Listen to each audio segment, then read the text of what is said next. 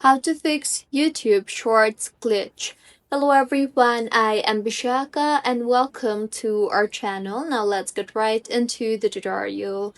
Firstly, you can try to go ahead and restart the YouTube app. So open YouTube and then force quit the app by simply swiping up and exiting the app.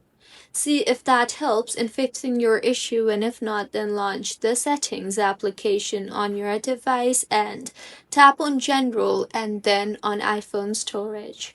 Here, go ahead and tap on the offload app option and offload the app and reinstall the app again, as doing this will clear the cache in the application. The next fix is open App Store on your device and tap on the search bar and search for YouTube, and make sure the YouTube application is updated to its latest version, and if not, then go ahead and update the app further. Also, open settings again and tap on Wi-Fi and make sure that you are connected to a proper working internet connection. And if not, then you can try to switch between Wi-Fi and mobile data. Also, go ahead and open the YouTube application on your device and tap on the U option on the bottom right of your screen. Further, tap on the settings option on the top right of your screen and then tap on general and then on restricted mode.